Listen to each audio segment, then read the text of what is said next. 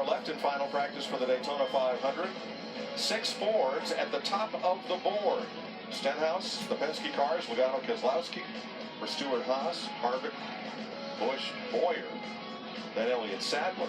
And as you look down through here, it is all blue ovals and bow ties. The only Toyota to practice. That's what I call bragging rights. Bragging rights tonight before the 500. We showed you boys what we got yesterday. Let's see if y'all can catch up. There are all the drivers who have either chosen or otherwise decided not to go out in this practice session. Let's take you back to Thursday night in the Can-Am Duel. And about the side drafting, you can't see it in the air, but here's how you win the race. Yeah, look at how the 24 Chase Elliott gets to the right rear of the 18. Now he's going to take that run, keep the speed going. Now he sucks up behind the 2 car, goes to the inside. Watch what happens as he gets to this quarter panel right there. Now he shoots off of it, and look how he completes that pass. All right, let's look at our Fox Aero track and see exactly what happens. Now, we're going to use our Ford cutaway car, and the lead car is going to represent Brad Keselowski in the 2. You see the car approaching. That's Chase Elliott in the 24. He moves over, and he gets right there to that left rear quarter panel. And what that does, it dumps air on the spoiler and in the rear wheel well of that car, and that hurts the drag. It's not that it speeds this car up, it slows this car down, but Jeff, the big key is for him to get away from that car the minute he gets there. Yeah, because now the key is to not let the car that you're passing get back to your quarter panel and dump that air and pull that car back. So you want to get away from it as fast as you can, or have enough momentum as you side draft to be able to clear them completely, like we saw Chase Elliott doing Brad Keselowski. It's like a slingshot. You want to get in that void. You want to get in that air that's clean, that that car in front of you is braking. And you use that momentum to shoot to the outside. Then you use that side draft to move that car up a little bit and slow him down. That momentum you have, or energy you have, just allows you to shoot past that car and go to the front.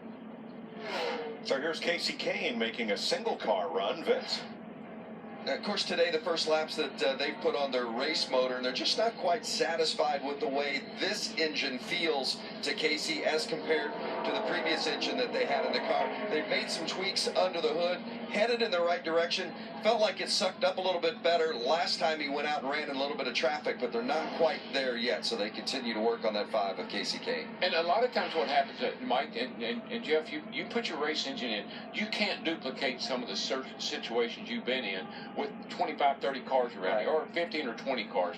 Now you're with 2 or 3 cars, and you say, I don't know, this engine doesn't feel like it's pulling like that other one did. You're just not in the right situation. I agree 100%, DW, and I got to say, if I go back to Chase Elliott's interview, I think he feels the same way. I didn't sense that a lot of excitement.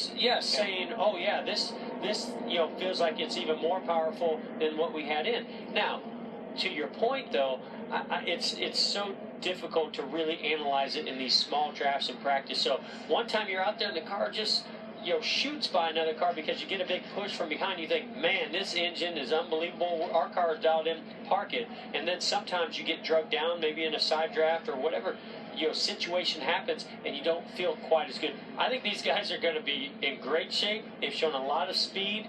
Cars are handling a lot better than what we've seen them handle in the past. I think this is just trying to get ready for the Daytona 500 and getting all you can get. Just think back to the races we've seen. I think about Keselowski. Led the early part of the clash the other night, got back in traffic, and we didn't talk about him for a long time. He just stuck back there, couldn't go anywhere.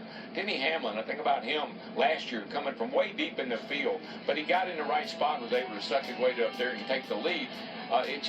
You get back in that traffic, you feel like your car's not handling well, not running well, it's not doing anything I want it to. It's not doing no kind of thing.